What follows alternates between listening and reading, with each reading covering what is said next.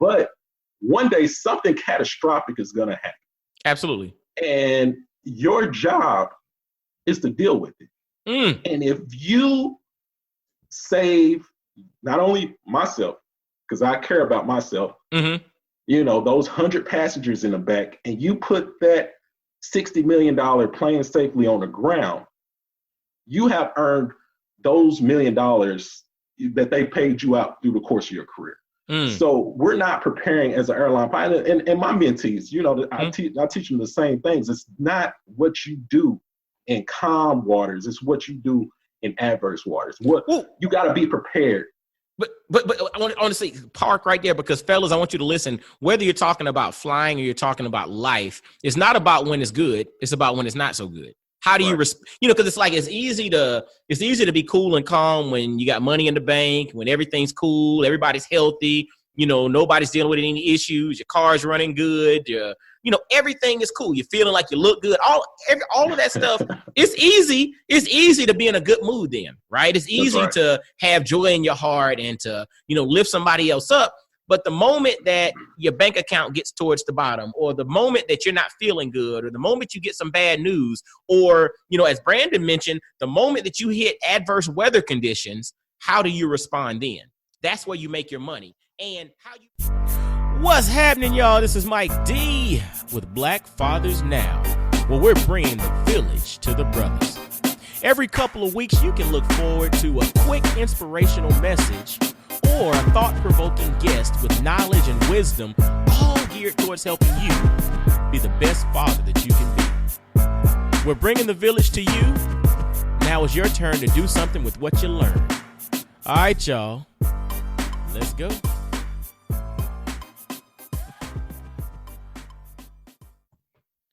What's going on, fellas? This is Mike D, Mr. Double Down on You. And we got a really dope episode with a really eclectic brother today on Black Fathers Now. We have my man, Brandon Hardin. Now, dig this. Brandon is born and raised and originally from Knoxville, Tennessee, but the brother's a commercial pilot. Yeah, a commercial pilot. He's also a part of this program that's kind of helping to spearhead the next generation of African-American aviators, which is in conjunction with Pellissippi State University and Tuskegee Next. We'll talk a little bit about that. He's a former National Guardsman. He's an inventor. Look, I told you, the brother's eclectic. He's an inventor, commercial pilot, an inventor. Deep stuff, right? On top of that, he's a member of Kappa Alpha Psi Fraternity Incorporated. You're afforded one mistake in life. You're afforded one mistake. 1911 was a great year, but November the 17th of 1911 was the greatest of that particular year. But anyway, we can talk about that more if you like as well. But fellas and the ladies listening too, because y'all like to chime in and see what we're talking about. Let's welcome my man, Brandon Hardin. How you doing, brother? Doing well. Thank you for having me. It's a pleasure. Man, no doubt, my brother, no doubt. Man, I'm gonna tell you, when I mean, you and I have known each other for a while, but when I got into some of the story and some of the things that you're involved with, I was just like, dude, I got to have you come on the show and share your story, share your journey, share your inspiration, because, you know, Black Fathers Now is all about bringing the village to the brothers, and that insight, inspiration, and wisdom, you embody all of that with various stages of your life. So thanks for taking time out of your schedule. I'm glad you're grounded right now so we can actually talk.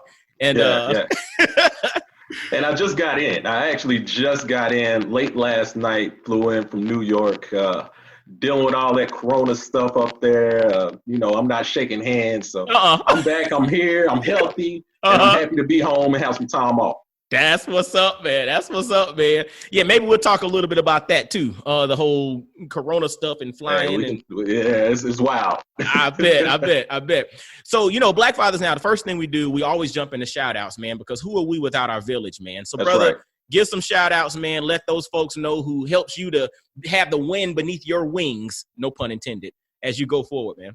Well, you know, I got to first start out with my beautiful mother. Wouldn't be here without her. She gave up so much to raise me. She was a single parent, worked her butt off, me and my sisters. I'm the youngest. I got 3 older sisters, and just growing up, I got to give a shout out to her. She always took care of me, always had food on the table, clothes on my back. And growing up, it really hits me how much she sacrificed to put me in a position I was, springboarding me out of the household. Also, my father, who he had some times growing up, but he's there for me. He's there for me now. I love him, and we've definitely built our relationship over the last few years. As far as my aviation career, I got to give a big shout out to Jimmy Thompson. We'll talk about him a little later in the segment. He was my big brother and mentor in the industry. He showed me the path, and I think that's really important thing about what you're doing in this show. It's all about mentorship, showing the path for the next generation and really following the path for the people that preceded you. As far as my local tribe, got to give a shout out to Tybee Smalls. That's one of my homeboys and one of my who I definitely open up to. Give me an ear as far as hey, I'm trying to do this, I'm trying to do that. He definitely gives me an ear and shoots it straight to me. Let me think who else I need to shout out. With Tuskegee Next, Stephen Davis. He's kind of the figurehead for Tuskegee Next in Knoxville, Tennessee. Got to give a shout out to my homeboy. But we're gonna stop there. We'll keep it moving. Yeah, because I can do that. I can do this all day. But you know what though? The value and the beauty of that is that also lets you know that you have a village as well, right? If you can continuously go on, and most of it's interesting. I tend to interview brothers who are either some type of subject matter expert or they have some type of interesting story, meaning, it was not like a linear path to success, right? And every last one of them that I interview, when we start talking about their shout outs and their village, every last one of them was just like you. They could go on and on and on. And to me, I think there's a little secret to success that some people tend to overlook, is that it's not about just us. Like what was great, and nothing great was ever created on an island or in a vacuum somewhere, right? It takes a whole village. And you were just an embodiment of that by having to stop before you started going down the path. Because first you don't want to forget nobody. Then they're like, dog, you ain't shouting me out. What's up, man? Right. I thought you was my main man. Yeah, cut it off. It's like everybody else, y'all know I got you. Yeah. That's what's up. We're starting down. Yeah. It's all love. It's a tribe. Yeah, there it is. And so speaking of tribe, and you kind of hinted into it a little bit, man. Your mother made a lot of sacrifices and all of that growing up. Talk to us a little bit about your backstory, because not ironically, but unfortunately, not a lot of brothers are pilots, right? We don't have a lot of brothers that are in the aviation industry. And talk to us a little bit about your backstory and kind of walk us through, one, what inspired you to become a pilot, but then two, what was kind of the pathway for you to get there? Okay. You're right. We're very misrepresented in the aviation industry. It's not enough of us, and there's room for us. The aviation field is growing tremendously. People are used to seeing old pilots. So when I'm sitting in the cockpit, I've gotten a few eyebrows saying, hey, you're pretty young. But pilots aren't supposed to be that old. Our pilot industry is Vietnam era pilots. That was the big heyday. We sent a lot of guys over to Vietnam. They were trained by the military, then they came back and started flying for the airlines. So as they started getting older, people started getting used to seeing these older pilots. That's artificial. All those guys have to retire. So there's a huge vacuum for pilots, and we're not filling, as far as African-American minorities, we're not filling those slots like we should. And there's huge opportunity. There's six-figure career fields easy. Airline pilot's going to start out at 50 and top out at 350,000. So, and that's easy. That's easy work. But for me, I guess my origin story in the aviation industry, it started all here in East Knoxville. I grew up poor, started out in college homes. I don't know if people around here remember, it was a huge, massive project here in Knoxville, Tennessee that was tore down back in 1998. We still have homecomings. I go out there and support, but that's in my blood is Mechanicsville and college homes just below Knoxville College. It's an old historically Black college here in Knoxville, Tennessee. But that's where my origin story started. My family, we moved out from Mechanicsville to East Knoxville in the late 80s. Excuse me. And that's where I grew up, East Knoxville. And we grew up, I grew up I'm gonna say poor. It was a struggle. Single parent home. My mother, Brenda Reese, she raised us, and I can remember being outside playing basketball and seeing a massive plane fly over my head. Wow! And it seemed like it was low. It was going slow, and it was the most magical thing in real life that I think I had ever seen up to that point in my young life. How old were you at that point? There, I was 7 years old. Well, wow. I think I was 6 or 7. I was 6 or 7. I was pretty young. And from that point on, I just had the bug. I started watching everything about aviation, shows, anything I could find, reading books, creating models. And one of my teachers, I told one of my teachers at the time, Miss Jornigan, about my interest in aviation. And I remember her telling me, hey, pilots can make a lot of money. I was like, what? I was like, I can lift myself out of this. And I can fly and travel the world and do all these. I was hooked. At that point, the bug had bit me. I decided at that point, around 7 years old, that I was going to be a airline pilot. Wow. As a young man, well, a very young man. And it's crazy how the doors and opportunities open itself up to you when you kind of put into the atmosphere what you want. You can speak things and manifest them. Like I said, I grew up in a single parent home, and my mother knew I needed a male figure in my life. So what she did is she signed me up for Big Brothers Big Sisters. And it wasn't coordinated, and I really, to this day, just blessed the way it kind of worked out. But my big brother ended up being a black pilot. Whoa! Probably, hold on. Hold on. Stop. So at the age of 6 or 7, you're in East Knoxville. That's right. You are playing outside, and it was almost like a magical thing happened where this plane seemed to be flying super low right over you, and it caught your attention. That's right.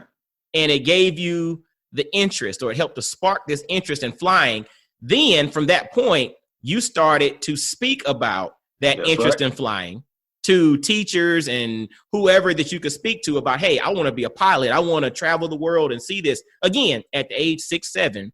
Then you started at the boys club, and you had a mentor at the boys club. Yeah. Who, this is not, see, I'm a believer in God, and I don't believe that this stuff is random and all this happenstance. I believe this whole thing is orchestrated all off the jump, in a sense that you spoke this thing up. And then all of a sudden your mentor happened to be a black pilot. Probably the only one in the entire city.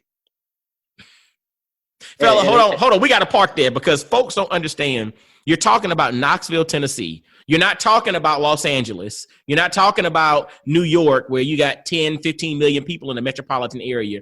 You're talking about the city of Knoxville, metro area now, probably 400,000, maybe a lot less back then. And your big brother's mentor was a black pilot. Right.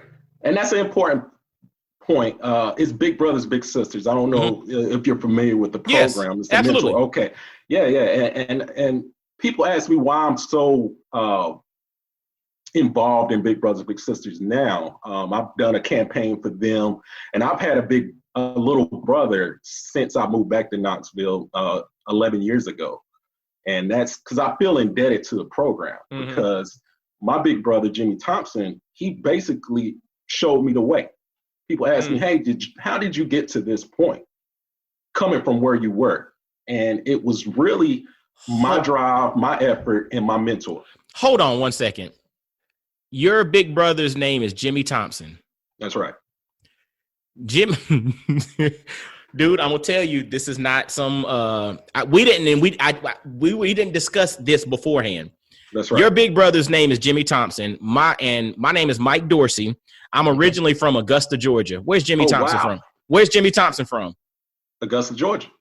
He has a younger brother named Greg Thompson, who was one of my mentors growing up. I don't know Greg. Yes, Greg. I don't know his family. Hold on, I'm gonna tell you. I'm going to tell you. This is wild. I got the things on my back. The hair on my back just stood up. You said Jimmy Thompson. Yeah. And Greg actually came up here one time. I think he was coming to visit his brother. And growing up in Augusta, Greg's a frat brother of mine and all, but he was a coach and mentor and all of that stuff. Growing up in Augusta, Greg was one of my uncle's best friends, and he ended up being one of my mentors growing up in Augusta, Georgia. And you said Jimmy Thompson. Wow. That's what I'm saying. Dude, this is not, I don't believe in coincidences. This thing is bigger than us. That's, okay, continue. Wow. I'm blown away. I can't wait to get off of this.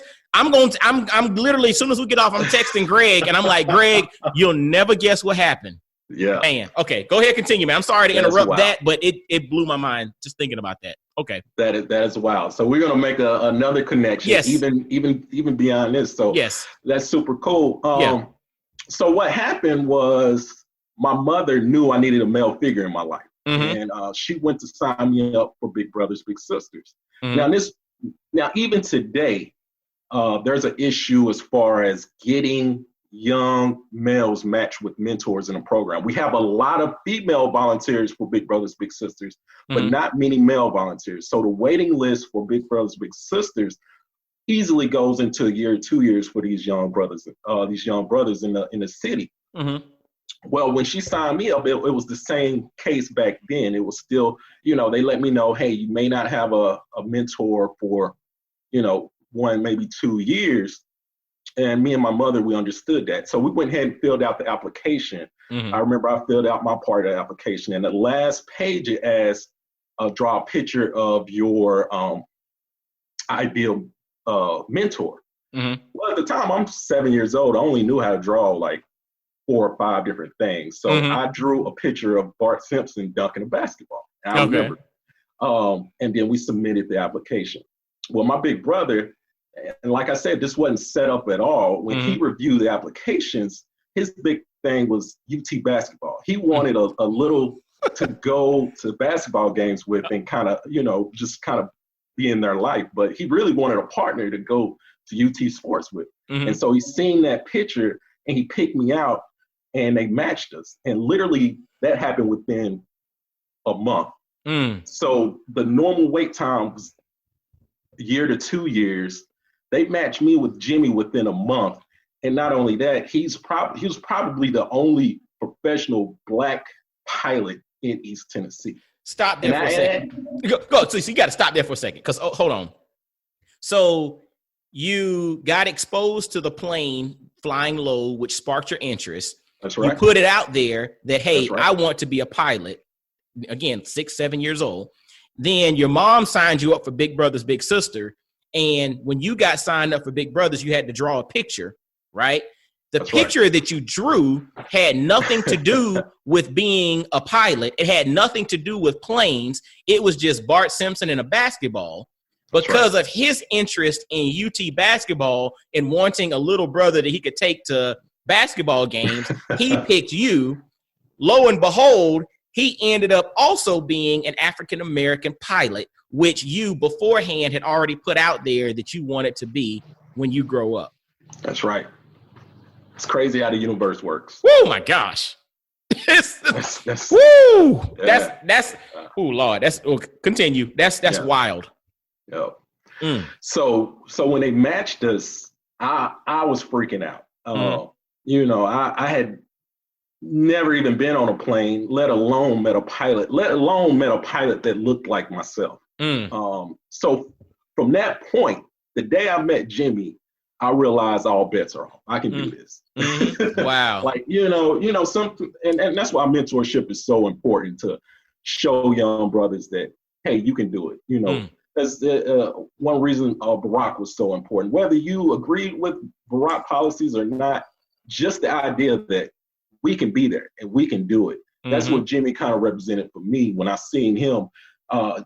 He's coming back from Italy. He's coming back from China. He's coming back from Alaska. And I've never even left East Tennessee. It was like, hey, I can do it. Not only that, I can beat them in checkers. So I was like, hey, I know I can make this happen. If I set my mind to it and I work my butt off, I was confident I could make it happen. Long story short, I'm here. I make a really good living, and I live basically the life I kind of admired in him. Mm-hmm. So just growing up, he literally showed me the path. He showed me, hey, you got to do X, you got to do Y. You can't ever get a DUI.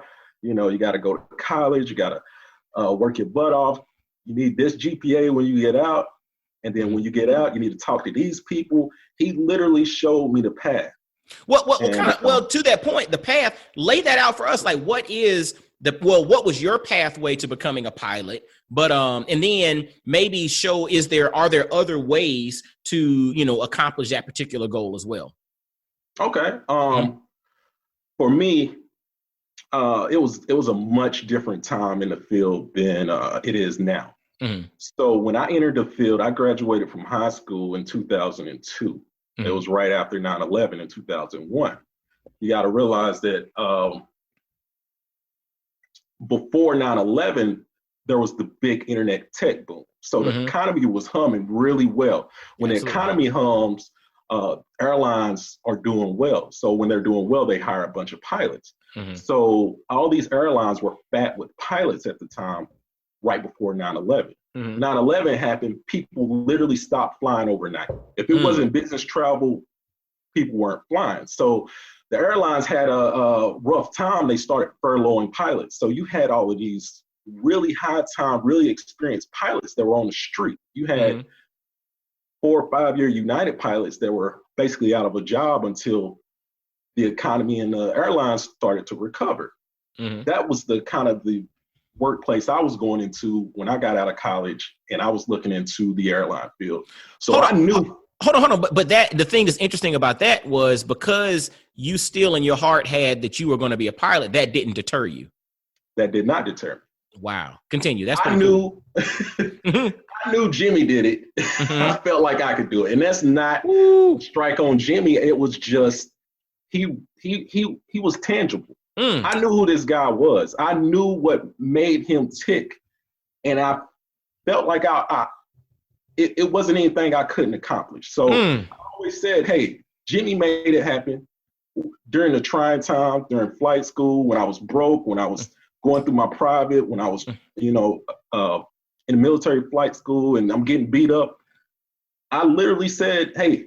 Jimmy did it. I remember Jimmy told me he struggled, but he made it happen. You know what I'm saying? I know what he is doing now. If I just push through and persevere, I can make this happen. So that was the industry that I jumped into right after high school. So I knew at that time that I'm probably going to have to take the military route to become an airline pilot. Okay. There are multiple routes, and those routes are more diverse now. Like I said, there's really not as much competition for those career slots as it was when I came into the field. Okay. So you have the civilian route, you have the military route. For me, it was basically military or bust. Mm-hmm. So I went through college. I attained the GPA that I knew I had to qualify for flight school. I worked my butt off. Jimmy helped me with letters of recommendation. I applied to the Air National Guard, and really after it took about 2 to 3 years for me to get a slot, but I ended up getting a slot in Air Force flight school, and went to flight school. Flight school is one of the toughest courses in the world. I mean, it's 12-hour days. You start 4 a.m. You fly maybe twice a day. You have a test in the front end. You have a test on the back end. Wow. You get out around 5. Get back to your apartment.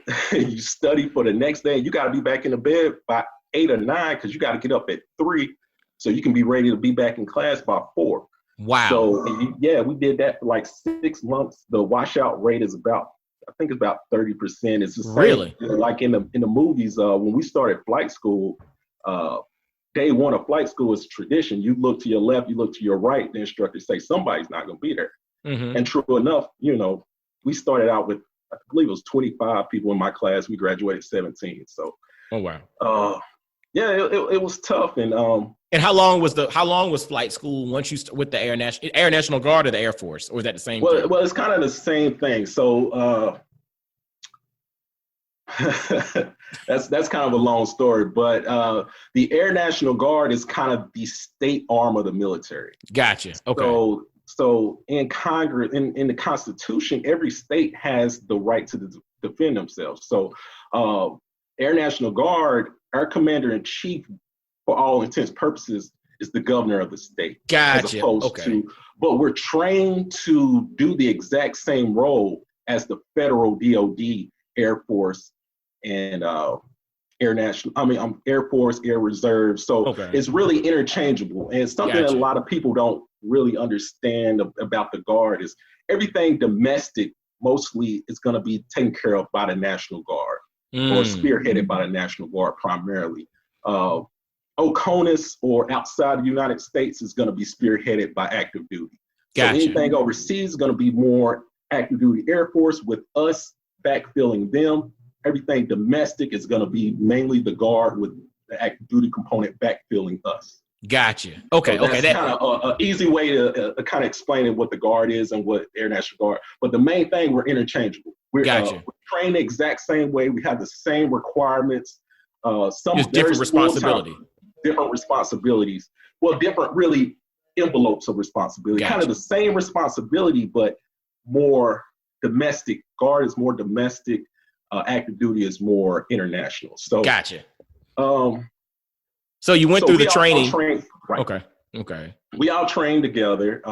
Active duty, Guard, Reserve. We all go to the same flight schools. You get the same wings. So the wings that were on my chest, the same wings that would be an Air Force pilot, a fighter pilot. We all get the same wings, and then you transition into your actual aircraft you're going to fly in your capacity. So now, how long did that take? Like, how long from the time you started the training with the to the time that you actually became a pilot? What was a time frame with that within the military component? And that's a wild thing. It's about a 3-year process, and it's a little different from every other career field in the military because the taxpayers are investing so much money in pilots. Gotcha. So for example, I hold a top secret security clearance. That's very expensive for the taxpayers to provide for me. I'm an officer. Flight school, once you start, there's a rigorous weeding out for flight school. They do medical, they take x-rays of your brain, x-rays of your heart. They want to make sure that they don't start training and something happened and they got to kick you out and they waste all of that money. Absolutely. And they do a huge background check. So my top secret security clearance was bananas, man. They start out, you got to basically tell them a bunch of people you know. They'll interview them about who you are as a person, if you're trustworthy. But then they'll ask, hey, can you give me 3 people that might know them? So at the end of their whole process, you have no idea who they're talking to. They go 4, 5, 6, 7 different rungs down a social tree, and you don't know who said what. You get random calls from people you hadn't talked to in 3 years. Say, hey, this woman came with their FBI badge and asked me questions about you. Let me tell you, that's the thing that's crazy, because I've done, we live here in Knoxville, so Oak Ridge National Lab, all that stuff. So I've done that. I've had to do so for various friends of mine who were doing that, and it's interesting because it's not like like when people put a recommendation letter down or something for a job and they call you and ask the standardized questions. No, these folks want to meet with you live and in person. It's like, hey, can you meet at Starbucks, or hey, can you meet at this location? I'm like, whoa, what you mean? Like, like I'm thinking I'm about to leave with something stuck in the back of my head. You know what I'm saying? So right. But now that's fun. That's funny. Yeah, they want to know exactly about that person. You know, what do you feel about him? Is he trustworthy? You know, all these back and forth, and they got a whole list of things that they already know about him. Say, absolutely, hey, they're cooking to confirm. Yeah, tell me about Brandon at this party. You know, we heard, and now but yeah. So you got to get through all of that. You got to get through a crazy medical, and you got to realize when I remember I went and did my flight physical. This is everybody's dream. You know, they flew me down to Texas for 5 days. Flight physical was a 5-day screening. Wow. They do mental evaluation, X-rays, and blood. They got dye going through my blood, everything. I think it was 7 of us that started out. All of us got the same dream. We all want to be, you know, military aviators. And we've been working, like I said, I had really been truly working since I was 7 to get to this point. And everybody else in there had been too. I mean, you really got to compete, especially back then. Like I said, with all the competition on the street, you really had to compete for a pilot slot. We started that week. Like I said, it was a 5-day process. We started 7 of us deep. 5 of us actually got the clean bill of health to go to flight school. Wow. So you seen grown men crying in a waiting room because they couldn't make it. Yeah. You know, it was something with their heart or found something somewhere. And they're just breaking down because their dream is over. You know, as far as the military, they're not going to be able to do that. And that's what I was going to say too. So this is all a precursor to going through military flight school. Right. How is that any different if you go like the commercial route and, you know, you do a non-military flight training? Are the requirements kind of different? Very different. Really? Very different. Interesting. Very different. So military pilot, and the whole gist of the thing, an Air Force pilot is the top of the top. That's the best training. And that's what I was about to get to. They do all of this screening. It costs the taxpayers $1.6 million to send one pilot through military flight school. Wow. So 1. That guy on the other end is essentially the best of the best. Because he's basically been screened out through all of these processes, mental, what kind of guy, who are you spiritually, mentally, what type of person are you? Not only that, you know, you got to be physically fit and you got to go through this entire process. So military, you see anybody with Air Force or Navy wings on their chest, they're the best of the best. So I made it through all that. And that was, you know, that was a blessing. And that was a testament to really my work ethic and my tribe and the people that were around me, that were supporting me. When I had hard times, people I was able to lean on. So flew for the Guard for about 7 years, and then transitioned to the airlines and been flying, made captain about a year and a half ago, and it's been good. Man, dude, I'm gonna tell you that whole process, and you really helped to educate me on it, right? Because, you know, I didn't know that there was a difference in, you know, military, you know, pilot versus non-military pilot and how it's viewed. And what you also kind of opened up was you kind of helped us who are not aviators to see within the industry how the hierarchy kind of lines up. Right. It's kind of, you know, kind of like when you're, you know, for instance, like you're in a frat, like I am, whatever. So, you know, you got the, you know, you got the pro fights, you got the neos, you got the folks, you know, the hierarchy. You know, he's been in the game for 50 years and this one is just crossed the sands last week. And so there's a hierarchy in regards to respect and honor and all of that stuff within that organization. So it seems like within pilots, it's kind of the same way as well. Yes, right. That's right. And for me, and I guess I'll touch on the civilian avenue a little more, because that wasn't necessarily available to me at the time, because the loans weren't out there for pilots like they were now. The different companies weren't promoting and recruiting for pilots like they are now. The next generation of pilots needs to be in place now. There's a huge pilot shortage right now. That wasn't the case when I was coming through. So the military was like bang or bust for me because I didn't have the money. I didn't have the $70,000 to go the civilian route. I had to bust my butt to go the military route. And I love it. You know, I fly from the military. I've seen the world. I have over, I believe, 40 combat missions over Afghanistan. I think I got like 15 or 20 over Iraq. You know, I've seen the world, and you know, I got that badge. You know, I got the medals, and I feel like I really gave back to my country and feel that kind of dream of being a military pilot. Then I transitioned to the civilian ranks, and I love that too. It's great being a bus driver. Yeah, ain't nothing wrong. And so you mentioned the civilian route though. So like So talk to us a little bit about that. You know, what the civilian route looks like. And I guess this also might be a neat transition into the program that you're a part of now with Pellissippi State and Tuskegee Next. So talk about what the civilian route kind of looks like if, you know, maybe there's somebody out there that fits the bill and, you know, they have the background or whatever, and they say, you know what, I want to be a pilot, what that looks like, but then talk about this program that you're also a part of now.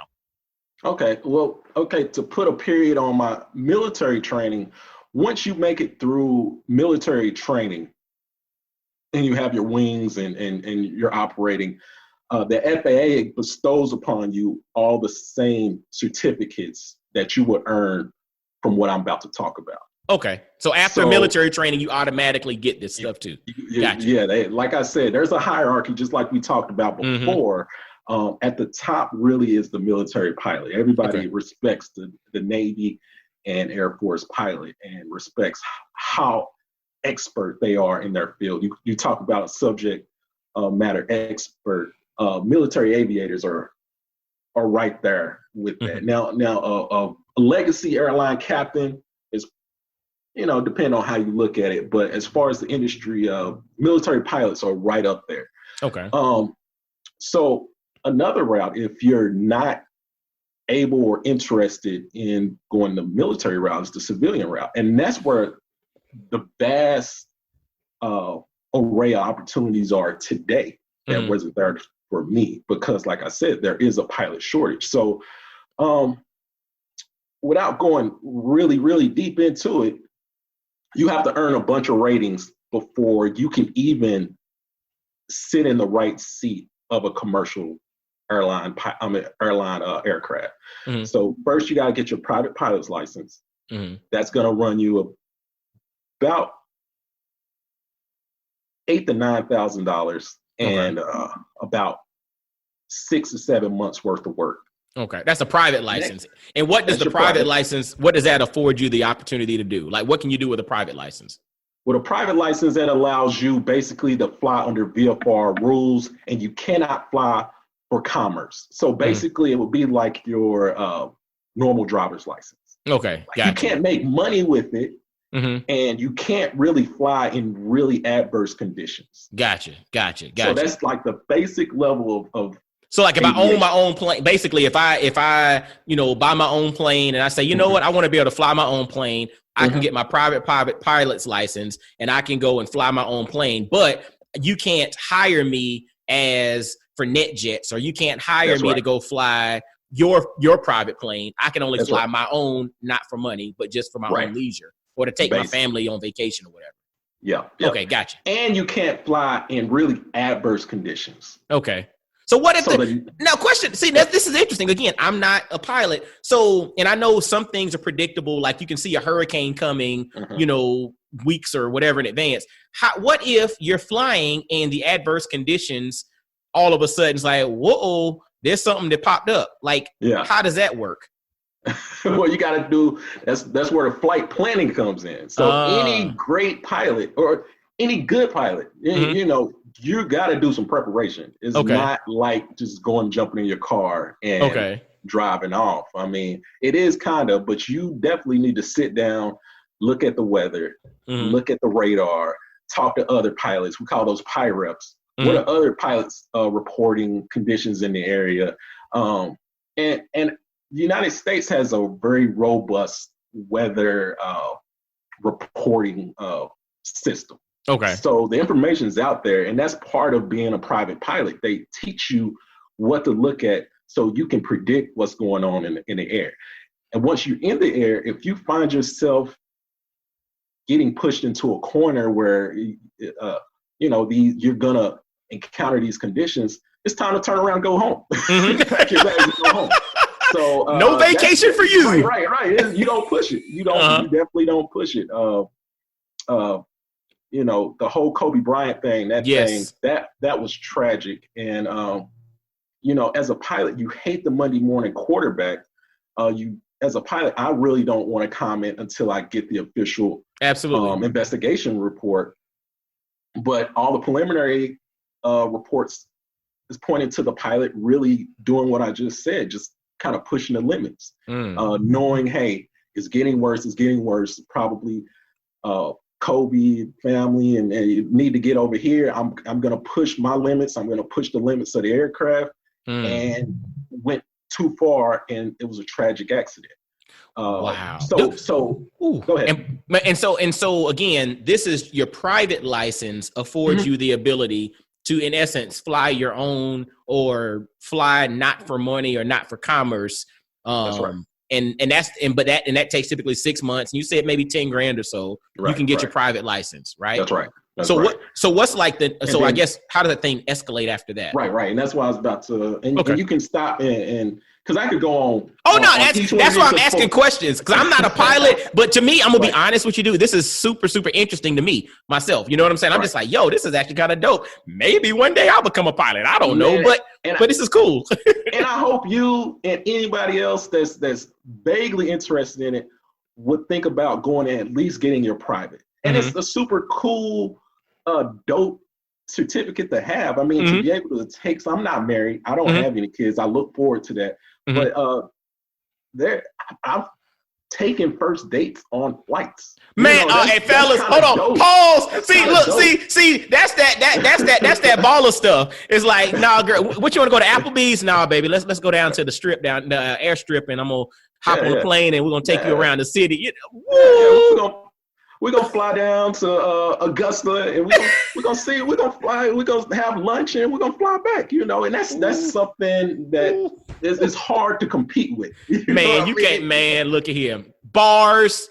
So hey, you got to get that private. That's the very first step, and that teach you everything. Like you said, it's the fear of the unknown. A lot of just like you were saying, they teach you before you even go up for your license for the private, how to look at weather, how to look at maintenance, how to look at these things so that you don't get in a position where you're being pushed past your limit. They teach you all that stuff. So don't be afraid, go out to your local small airport. There's always a FOB, what we call a fixed base operation that's doing training, that's got this course where you can get your private. But the first is your private. Okay. Second, like I said before, in the private, you can't really fly in adverse conditions, what we call IFR, instrument flight rules. So the next certificate is your instrument. Okay. So you get your private, you get your instrument. Once you have your instrument, you can fly in those adverse flight rules, and you kind of know what you're doing. You're able to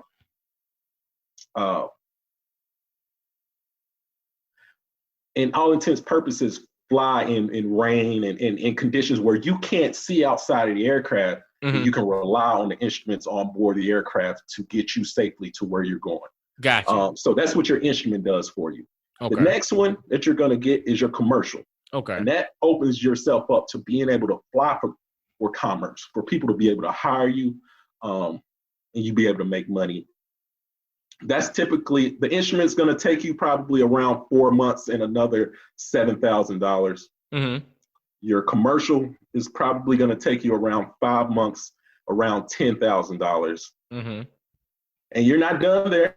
I'm about to say, hold on. So, because right now we're at 6 months, then 4 months, and then 5 months. So basically, you're talking a little over about a year and a half to go from nothing to having your commercial license. And you're not done. Yeah. And that's about 27-ish. Okay, gotcha. So let's keep moving. All right, we'll keep moving. Okay. Your next certificate you got to get is your multi-engine. Okay. So that basically it teaches you the principles of flying with multi-engines. So okay. For example, hey, you got to know if an engine fails or catches on fire, how that affects your condition of flight,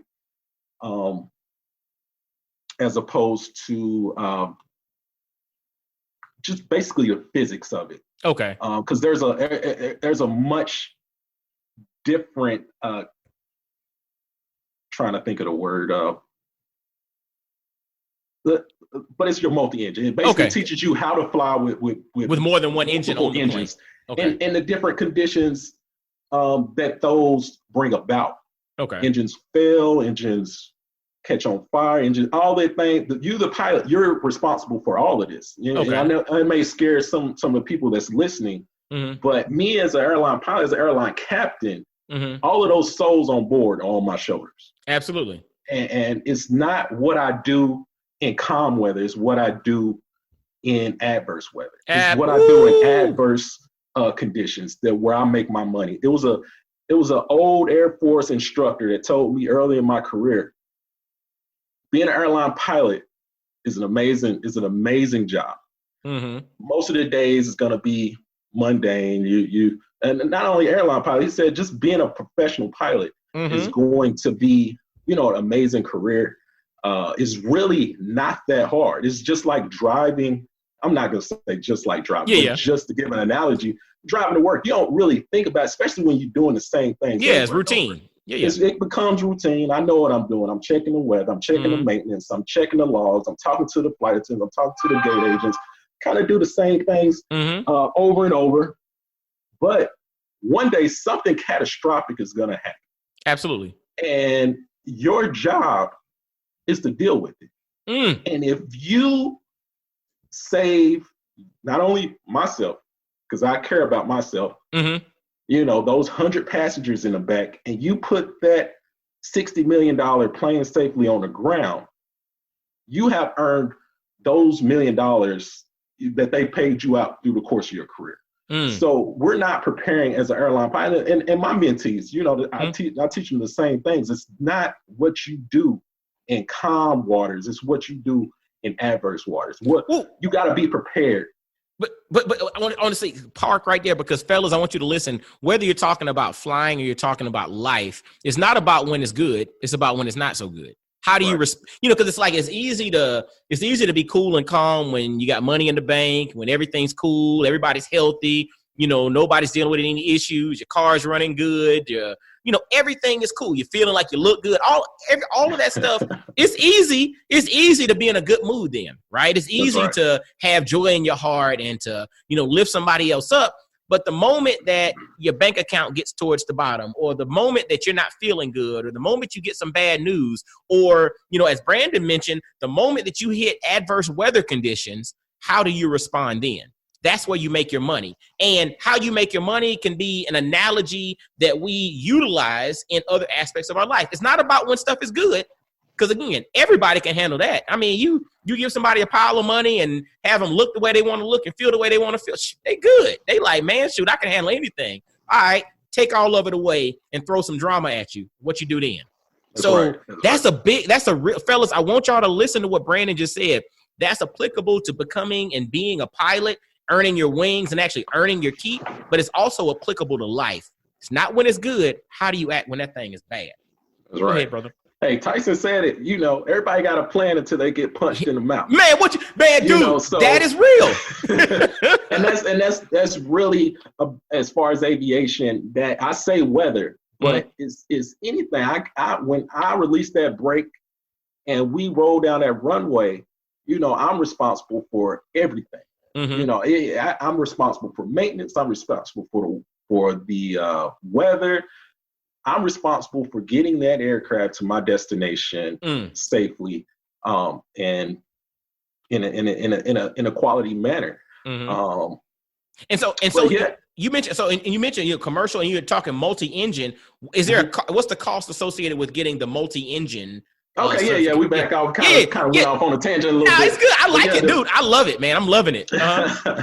So the multi-engine is going to run you, and like I said, I didn't go that route. So these numbers are kind of vague averages, but I say your multi-engine is going to be around, in today's dollars, about $8,000, $8,000 to $9,000. Gotcha. And then probably a 4-month commitment to do that. But you also got to factor in. So just to back up, I got my private pilot's license when I was in college. Okay. So this is before you actually went into the National Guard and everything. You got your private license before any of that.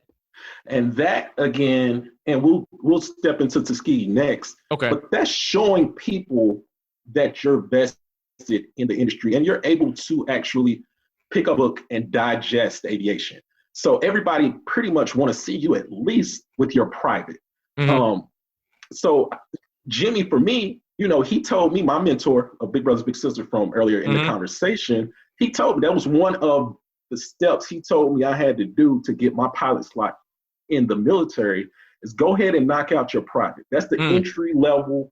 Like I said, that's just showing your commitment. That's showing your commitment. Man, check this out. And what's so dope about that was he actually kind of gave you an insight that you otherwise would not have known. You could have been this guy who said, I just got to go to the Air Force and do my thing. But he kind of gave you a little insight and said, dude, get your private license first while you're in college.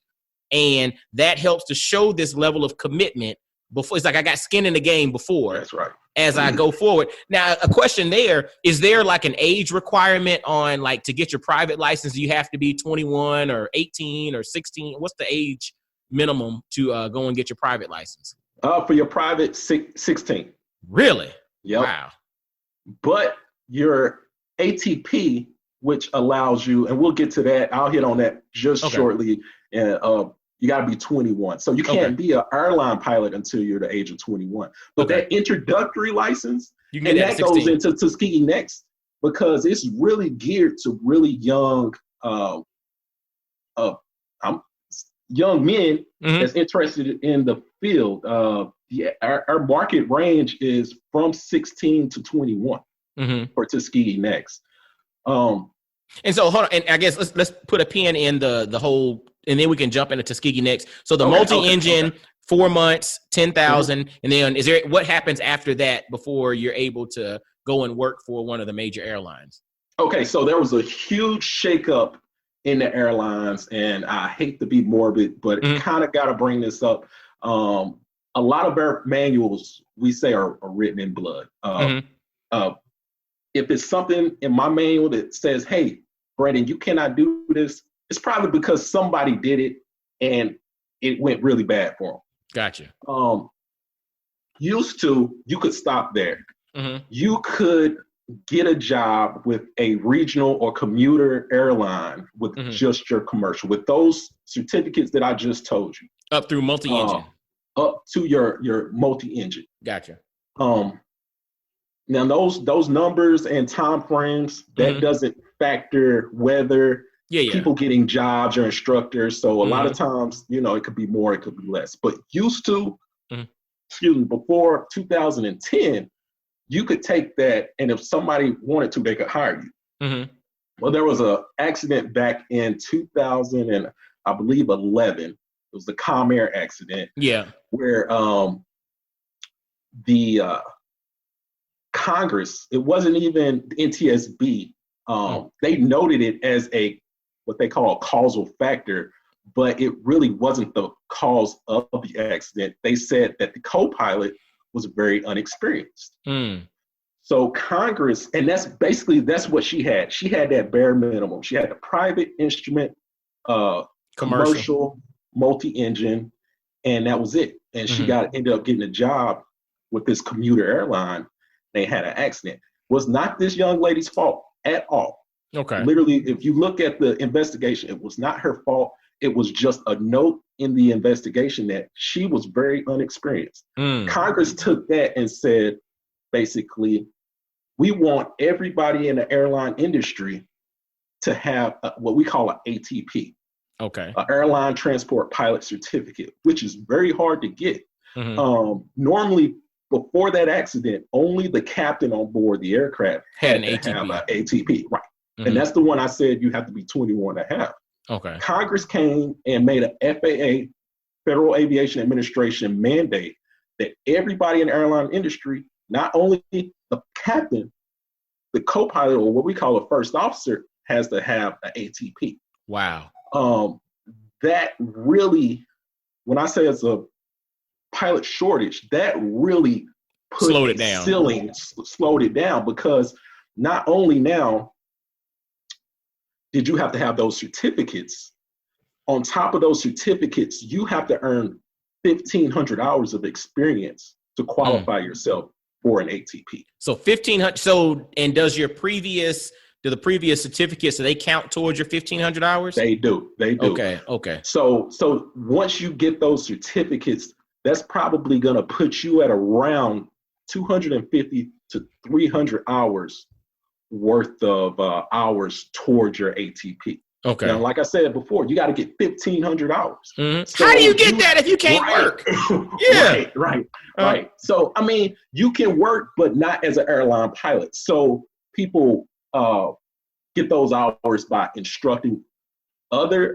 So that's what I heard about it. So that's where the instructor thing comes in, where you see a lot of people doing instructors, because once you become an instructor, that counts towards their 1,500 hours. That makes sense. Right. Okay. Or if you ever been to the beach, you see those planes towing banners. Yeah.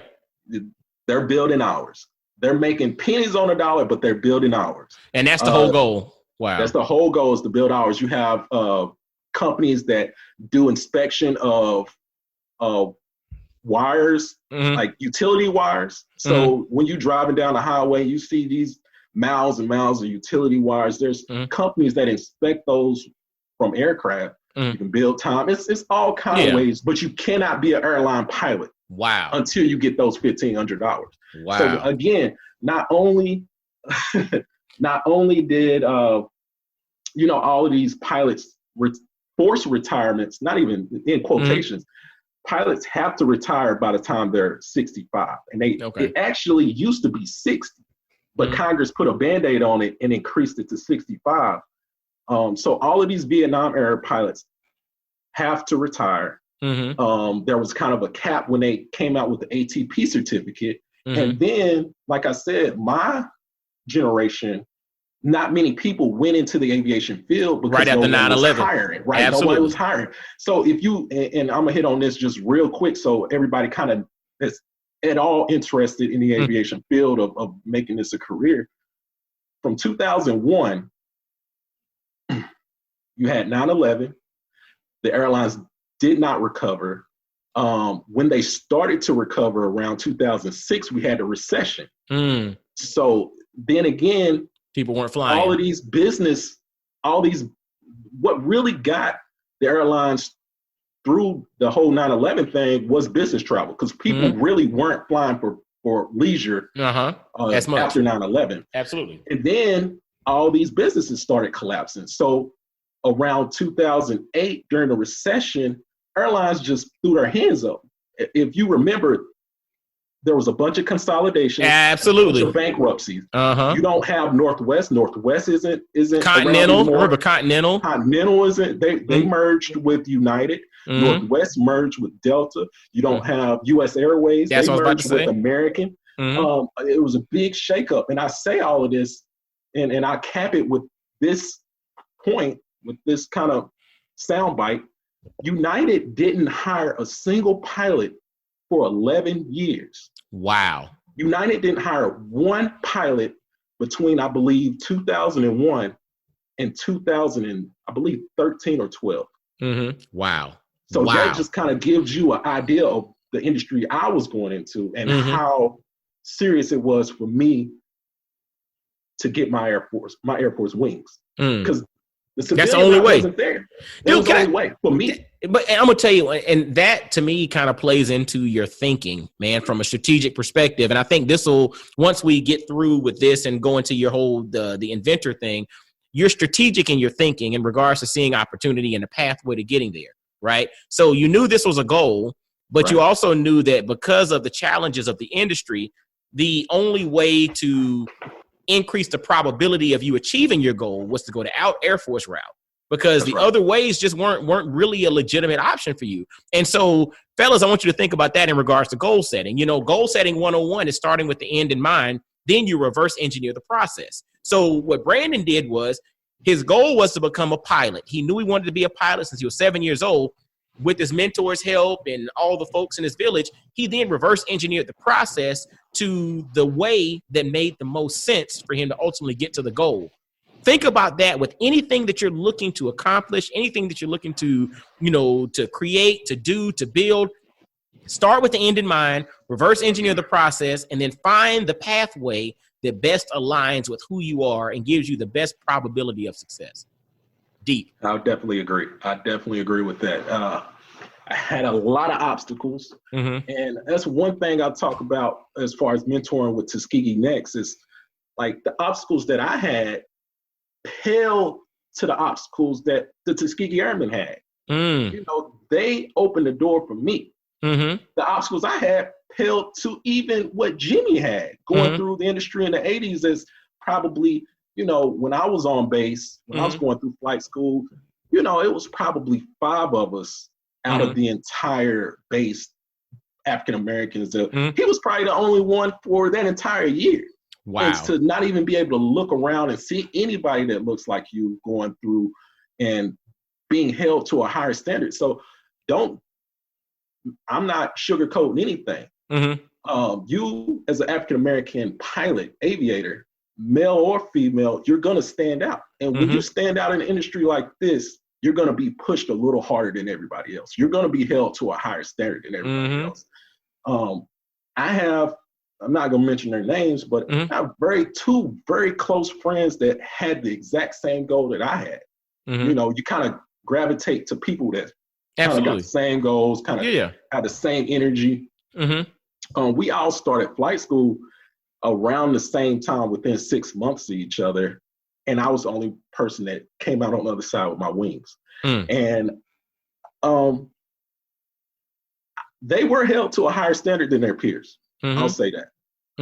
And that's just something you have to understand and know moving forward in this industry. And I'm personally vested in this industry, but any industry where you are under the spotlight, medical, engineering, you as a black man or black woman, you're going to stand out and you're going to be held to a higher standard. That's our life. Live with it. That's it. That's their life. But check this out, though. I mean, I know, and it's interesting you're saying that, and this applies no matter what circumstance, situation, or whatnot that you're talking about. Growing up, we were always taught you got to be better.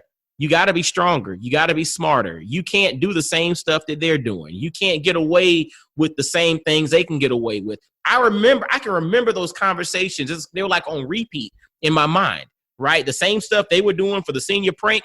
You better not be out there, because they're gonna have your picture on the front of the newspaper. They're gonna get the slide on and keep on doing what they're doing and graduate like everyone else. It's just like we have to be mindful of that. But the reality is that's the black, especially the black male. That's the black male experience. That's the experience. That's our experience. I mean, we can't deny that. But my question is, what do we do with it? Do we take that as a woe is me? Well, we can't do nothing. We ain't never had it no way. Or do we say, like, you know what? We're still here. So there's something in us that says, yo, dude, you here for a reason. Do something with it. So that's why I appreciate you really going into this story and going into this process, especially as a black man. You're a captain with a major commercial airline flying all over the world. And this is something that I want the brothers to see. Your kids can do that. His mentor was a guy named Jimmy. Jimmy Thompson was his mentor. He was another black man. That's social proof of the possibilities. Me talking to Brandon right here, this brother, social proof of what's possible. Don't limit. Don't put limits. Just open up the idea to the possibilities and get out the way and let it happen. Do the work, but get out the way and let that thing happen. So you hit on something real important as far as the black experience. It comes down, we're going to be held to a higher standard. And you got to work harder. You can't do what everybody else is doing. But the thing about it is, what will push us through is mentorship. Yes. Is mentorship, is reaching back and reaching forward. Mm-hmm. If we keep holding each other's hands and keep showing each other the way, it levels the playing field. And that's what Jimmy, go ahead, I'm sorry. No, go ahead, finish. Go tell me, you said that's what Jimmy, what now? That's what Jimmy helped to do for me, and that's what I hope to help do through Tuskegee Next for the next generation, is you're gonna run into these obstacles. You're gonna run into roadblocks, but you can talk to me. You can talk to other mentors in the industry that's went through them, and I'm gonna teach you. I'm gonna tell you how to get around it. Just listen. The same way when I have an issue, I'll reach out to my commercial airline mentor, Colonel Bryant, and I tell you right now, anything that happened on the line, I pick up the phone and I call my mentor before anything. You know, I'm hey. This is what's going on. You know, my flight attendants are doing X, Y, and Z. You know, whatever. How do I handle this? You know, I'm calling my mentors like, hey, what do you think? And you know, it's really, and I say that. I mean, that's now, but even going through flight school, even going through college, pledging a fraternity. You know, you can relate. You shouldn't feel like you're ever alone, especially in the Black experience. We should always be looking to pull the next person behind us up and be reaching toward the person in front of us for guidance on how to traverse these obstacles. So, I mean, dude, the tagline to this podcast is bringing the village to the brothers. It's all about that village, man. And that's exactly what you're talking about. And you 100% embody that. Now talk to us a little bit about, you know, Tuskegee Next and this program that you're affiliated with. We kind of talked about the process of becoming a pilot. Now you're affiliated with this program that's helping, you know, young brothers and sisters get exposed to the aviation arts or the aviation industry at an early age. Talk to us a little bit about that and how can folks catch information, you know, about this particular program? Okay. Well, I'm not going to assume everybody knows about the Tuskegee Airmen, first of all. So I'm going to hit on the Tuskegee Airmen for just a second. Absolutely. So the Tuskegee Airmen were literally the first military regiment of Black pilots. Everything I told you I went through, that was in the 2000s. And it was tough then. Imagine doing this during World War II, when no one believed in you. No one thought you were smart enough to operate a complex aircraft. All the stacks, all the obstacles were stacked against you. Absolutely. Everything. This is what Tuskegee Airmen faced, and this is what they overcame. So they opened every single airman that looked like me. The Tuskegee Airmen set the standard. They were one of the most decorated flying squadrons in the history of aviation, with all that stacked against them. So that's what it's all about. When you say Tuskegee Next, it's, hey, not me. I'm talking about these brothers that came before me. They set the bar. I can't even dream of being nowhere near parallel to them. But if I kind of reach toward them, I'm going to be all right. Absolutely. It's the same thing for the next generation. So Tuskegee Next, the whole purpose is really helping young brothers and sisters traverse those obstacles by looking toward the next generation. And that's kind of me and my peers reaching back and helping the next generation behind us into the field of aviation. Because they're going to have obstacles. They're going to have things in their way. We're going to help them get around those things and overcome them. So Tuskegee Next is basically a philanthropy program. The local figurehead of the program is Steve Davis. He's a developer. He lived here. He lives in Chicago, and that's where Tuskegee Next is based out of. And they're helping to really finance that very first introductory step in the aviation course of getting their private pilot's license. Okay. So we kind of hit in depth on the private and how that is the introductory level, and that's showing everybody else that you can do it. You are a licensed aviator, and you're invested in the career field. Well, I said before, it's around $10,000 to get that done. If you're accepted into Tuskegee Next, basically they provide that scholarship to make that happen for our young brothers and sisters. Whoa, now that is deep. So Tuskegee Next, in essence, finances, or it's a philanthropic or organization that in essence finances the whole private license part of the process, and is geared towards young folks between 16 and 21. That's right. Wow. So if you're accepted into this program, you're actually flown to Chicago, put into a dorm, and you're with other aviators. You're surrounded by the tribe and pushed toward completing that private pilot certificate. From there, go ahead. I was gonna say, so with that, is that like a 6-month type period, or how long? What's the time frame of that? Is it like during the summer? If you're dealing with a 16-year-old that's a junior in high school, is it like during the summer? Is it like staggered? Like, how does this thing work in conjunction with, that age demographic, so to speak? Okay, so when I said roughly 6 months for an average person to get their private pilot's license, I'm throwing in there that is your part-time gig. Okay. You got school, you got work. For you right now to go out here in Knoxville, go to Island Homes and start working on your private pilot's license, it's going to take you probably on average 6 months because you're not doing it full time. Well, like I said, Tuskegee Next, they're taking you to Chicago. That is your full-time job. Oh, you're wow. living, breathing aviation. So it's intensive. Yeah. It's intensive, and you're surrounded by nothing but support. You understand what I'm saying? It's us teaching us finance mainly by us. And so yeah, it's beautiful, man. It's beautiful. So it's normally a 3-month process during the summer for these young brothers and sisters. Wow. So now, how long has this been around? Has this been a program that's been around for a while? Is it brand new? What's the deal with it? Now, I was made aware of Tuskegee Next around 2017. Okay. And that's when Steve was really getting the traction here in Knoxville.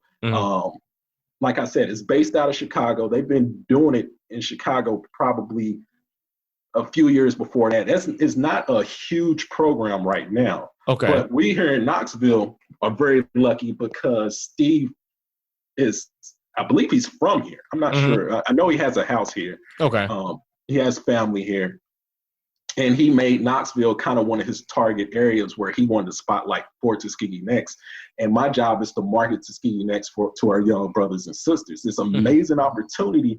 I hope we can fill the next Pellissippi class with the young brothers and sisters that are looking to actually springboard into the Tuskegee Next program. Now, you said Pellissippi class. So again, this Tuskegee Next is based out of Chicago, and the Tuskegee Next is open to folks from all over the country, correct? Tuskegee Next itself. That's correct. If you are accepted into the program, see, that's Absolutely. the beauty of it.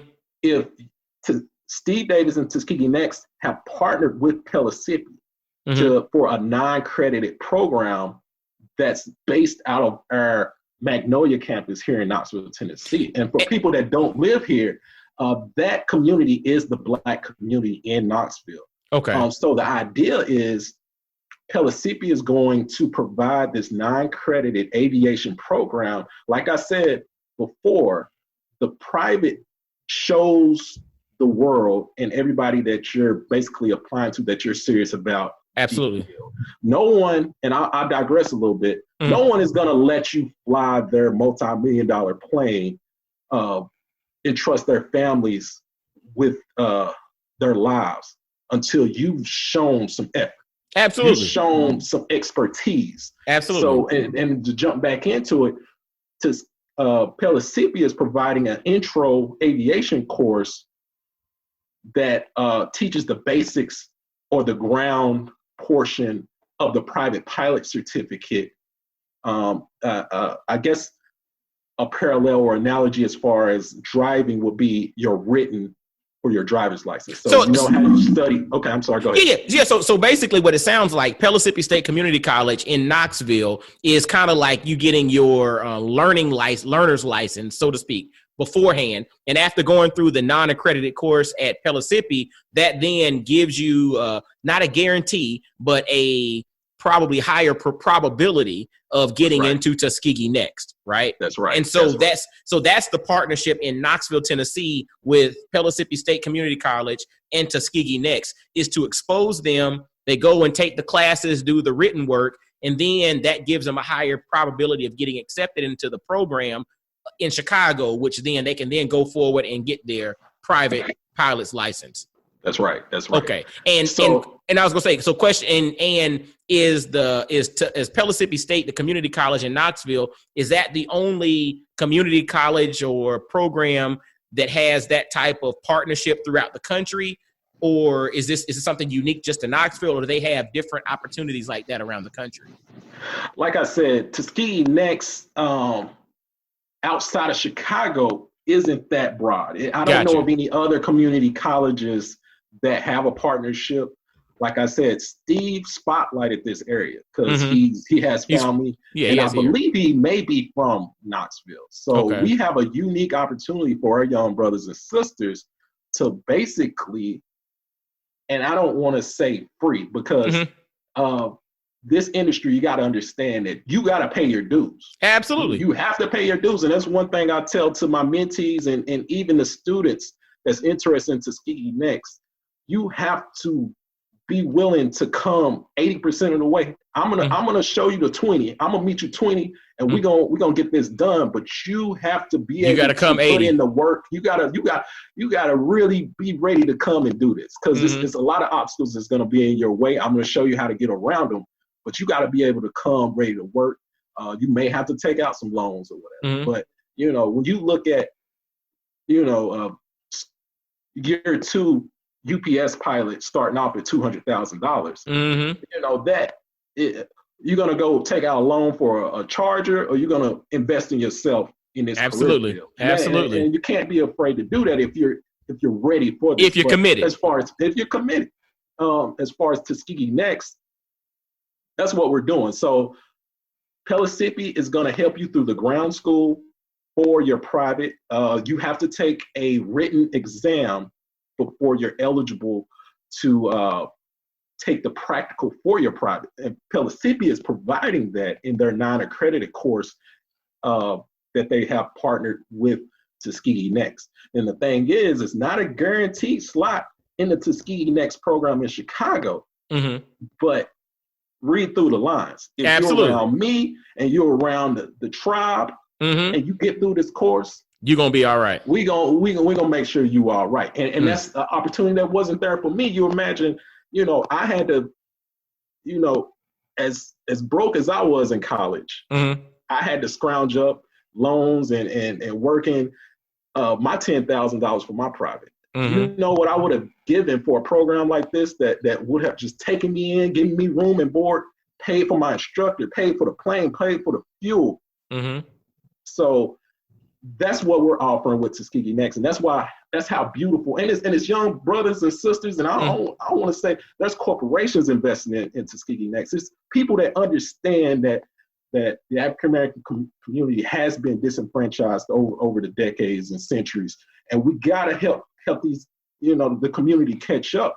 And that's part of what Tuskegee Next is about. We're misrepresented. My goal, and I hope it's everybody, is that when you walk into a cockpit, it's not uncommon to see a young brother or young sister, and not to think that they're less competent or less capable than their Caucasian counterpart. That is a mentality that we have to constantly fight. And we and Tuskegee Next, we're trying to change that. Me personally mentoring my mentees, and I know my mentor looking down at me. He helped Jimmy, Bryant. They and my other mentors. I don't want to start naming names. I got you. Yeah. They all hold me to a higher standard. Absolutely. You know what I mean? So like I said, as far as the program being free, I mean, it can be free, but you can't in this You're going to have skin in the game no matter what. You got to have skin in the game. You got to be ready to put skin in the game. You got to come and be ready to work, because if you're not ready to work, you're going to get left behind. I'll tell you that real quick. If you're not ready to work, you're going to get left behind. Bars. Marinate on that right there. And so to that point, you're part of this program. You're helping to usher in the next generation of pilots. You've had a really awesome trajectory, and and what's interesting, every step of the way, you always pause to give a shout out to your mentors, which I think is extremely important. I don't know if everybody caught that. That's something that I caught, because you're always paying homage to those. You're standing on the shoulders of giants, right? And we have to be mindful of that as we move forward. We're standing on the shoulders of giants. And speaking about moving forward, you're not just a brother who's a pilot, right? You're also an inventor. And I think, to be completely honest, I found out you and I met initially based off of one of your inventions that I think a buddy of mine or something was talking about. And we were somewhere, and you kind of was sharing an invention that you created. And then I found out, I was like, oh yeah, well, the brother's a pilot. Oh yeah, and he does this. And oh yeah, he was in the National Guard. And oh yeah, he's from Knoxville. And it was like it's like these layers kept coming back. You're not just a pilot, but you're an inventor. Talk to us a little bit about that, and kind of what led you into, kind of creating, things in an entrepreneurial space, but then also as an inventor. Okay, so as I said, there's a lot of obstacles from that little boy at 7 years old to where I am now. Mm-hmm.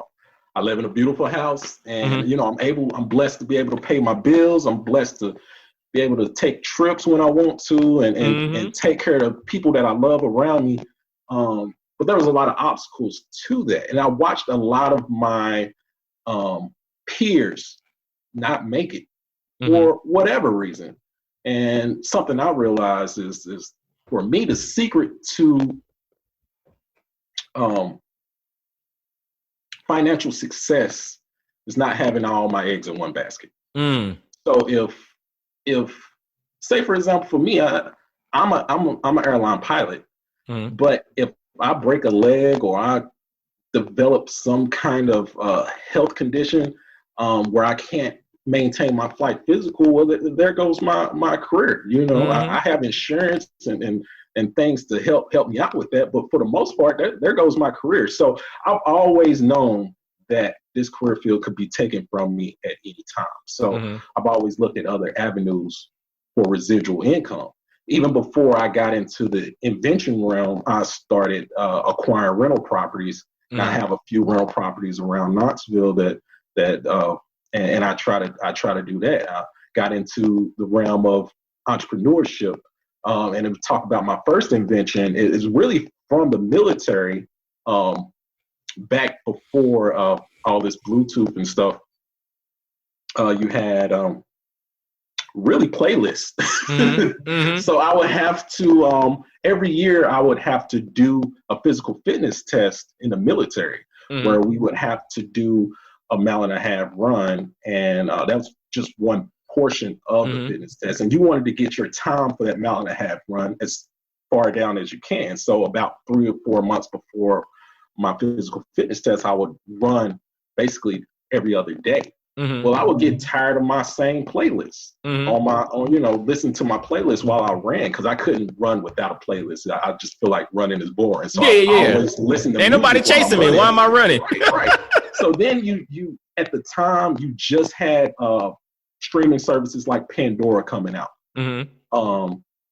But while I was running, there was no way for me to interact with Pandora or my playlist. And mm-hmm. I really just got tired of listening to the same thing. So that's where my initial invention came from. I wanted a remote that I could implement during a full sprint. Mm-hmm. And I came up with the Command Glove. And basically what the Command Glove is, it's a mouse for wearables. Mm-hmm. It allows you to control your phone, or really there's all kind of implications for it mm-hmm. in the industries now. We're looking at virtual reality, but mm-hmm. at the time it was more being able to control my music completely without looking down or stopping my run. So the Command Glove is patent pending. Mm-hmm. We haven't launched it yet. It's still in engineering. We raised a bunch of money. We're finishing up engineering. We're on the backside of engineering. And for all intents purposes, it's a mouse for your wearables. So your phone, your iPad, just being out in the world, you don't have to look down. You can control whatever you need to just through the movement of your hand. That's pretty cool. And so with the Command Glove itself, you mentioned it's patent pending, so it's not on the market currently yet or whatnot. With that, again, I don't understand the invention world to an extent. Is that something in which somebody can kind of Google and learn about the Command Glove, or is it something that's kind of behind the cloak of darkness and nobody can kind of see what's popping there? Well, I don't want to call it a cloak, but we haven't launched it yet. Gotcha. So we have a website. It's not live. Okay. We had I can't even remember the GoFundMe, which we raised some money from that. We may bring that back. But the financing is there. Between the public support, I got to give a shout out to the Urban League. They were great supporting me in this initial investment and entrepreneur endeavor. And my attorney, Van, I tell you, man, it is expensive to do intellectual property. Filing for, and anybody can reach out for me, anybody interested in entrepreneurship as far as inventions, trademarks, that stuff gets really expensive really fast. So got to give a shout out to my attorney, Van, for holding me down on that tip, schooling me. And like you said, it's all about mentorship. Absolutely. The Urban League. It's a lot of people that helped me on that avenue. So really, and to segue into, I think what you want to bring up just a minute ago, while we're kind of in a hiatus right now in engineering, because engineering is tough. A lot of the Command Glove has to do with phones, iPads, Androids, and these things get updated every 6 months. So we got to make sure that our software and hardware is compatible with what's going on. And not only that, you got the coronavirus. We have our manufacturer out in China working on this stuff, and they're all shut down. It's like you got all these steps, and people asking, "Hey, what's going on? What's that?" We ain't heard. Got all these moving parts in the background, but it's moving. And, now, hold on. I want you to park there for a second, because I want to ask a question. So, as it pertains to, you keep saying, you mentioned that, we have engineering and the development of this and the development of that. Is that something that you have put together a team to do, or Definitely. Is that something that you physically are doing yourself? Because a lot of times we think about business and we think about ideas that, guess what? If I can't code this, then I guess I can't create it. Or if I can't manufacture this, in my kitchen, I can't create it. Whereas some are like, if I have the idea, then I just go and connect with the people who can actually build and put that idea together. Where does your idea, where does a Command Glove fall in regards to that for you? For me, it's all about the team. And I remind my team all the time, first and foremost, I'm an airline pilot. That is my expertise. That brings a lot to the table as far as just time management and things that I bring to the table. But I have a great team behind me. One of my fraternity brothers, Eric Stevenson, past pole mark, Memphis alumni, and Bobby Sanders, my accountant. Like I said, Van, my attorney. I can go down the list. It's about 6 of us, but they all people that bought into my idea, my dream. And it's literally me sitting in front of them with my business plan. I think any entrepreneur, the first thing is really being able to convince yourself and walking your way through the different threats to what you're trying to accomplish. Like you said, to set a goal and kind of reverse engineer it. And if you got an idea for an invention or a business, and write it down.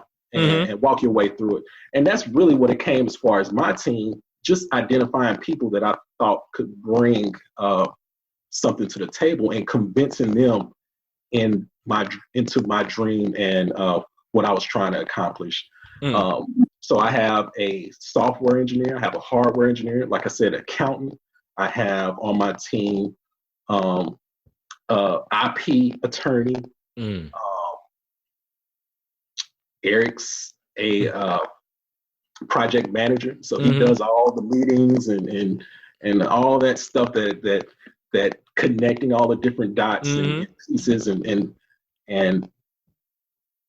figuring out how we get to the next step. And we brainstorm. And when we come to a roadblock, we all come together and we figure out how to traverse it.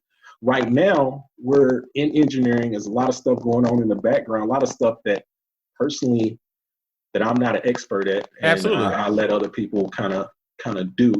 So what I knew I wanted to do is learn more about e-commerce. And we knew we were going to launch this product via e-commerce, our website, Amazon. Really, we weren't going to be a brick and mortar store. We were going to utilize e-commerce. Absolutely. And in the meantime, I was like, well, what can I do to figure out how to make the best use of this idle time?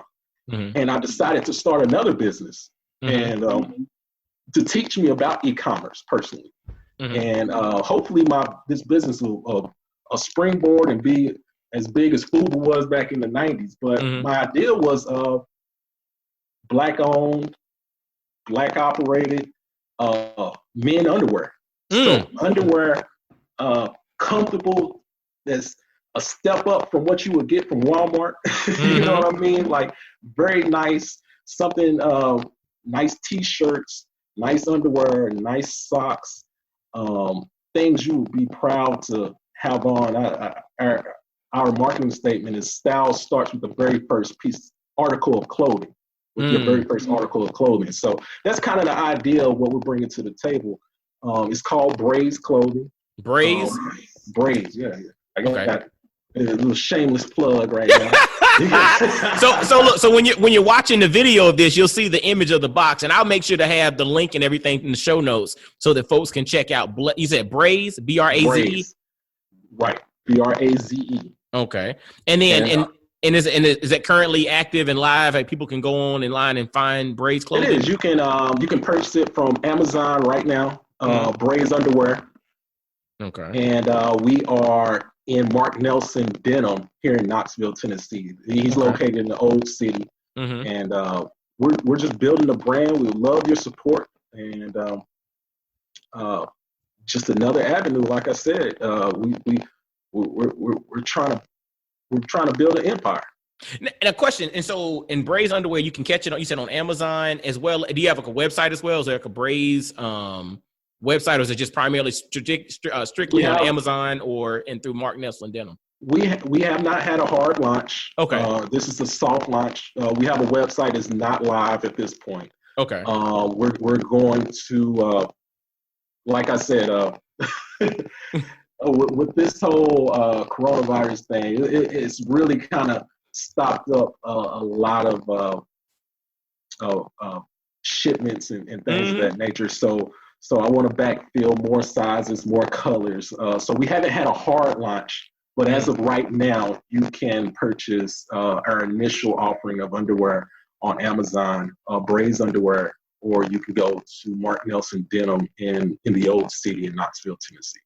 Okay, so fellas, I'll have that in the show notes. I'll have the information, Braze underwear, Amazon, and then also for Mark Nelson Denim. I had I had my man Marcus Hall on the show about a year ago. So yes, that's my man. So we'll make sure to put the links there so that you all can support Braze underwear, as well as you once the stuff is live, be on the lookout for the command glove. Now, Are you personally like active on social media and all of that? Like if folks wanted to kind of learn a little bit more about you and your story, are you active on social media currently? I'm active, not really with my, I'm more personally active. Gotcha. Not from a professional.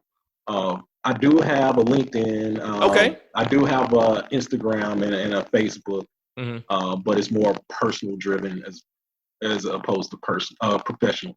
Gotcha. So what we'll do, we're not going to have the links to your personal stuff, but I'll just have his name there. So as you start to see information about a brother named Brandon Hardin, you can kind of reverse engineer the process and see that, okay, the command glove, it was that dude, or Bray's underwear, it was that dude, or this Tuskegee next thing, you start to see some images of a brother, on the cover and all of that stuff.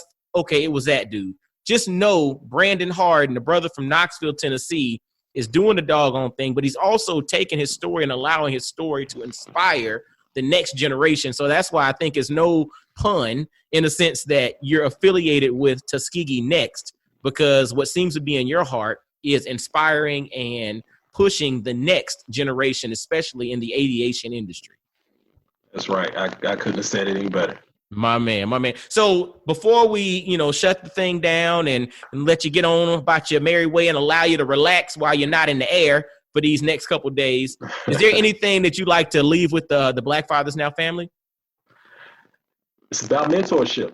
It's about reaching back and reaching forward.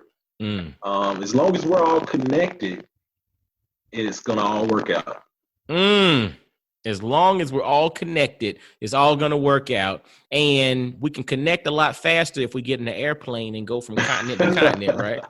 That's right. I love what I do, man. I love seeing the world. I love meeting all the people.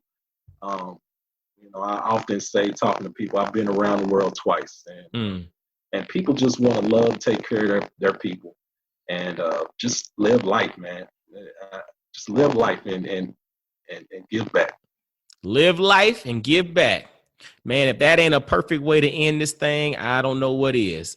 My man, Brandon, I want to thank you, brother, for taking time on your off day, because you're a busy brother, on your off day when you're grounded, to spend time with the Black Fathers Now family and actually walk us through the process of becoming a pilot. Your story of how you became a pilot, also how you took inspiration and you utilized that to determine what your end result would be. You reverse engineered the process, but a little snippet that we can't overlook, you put it out there.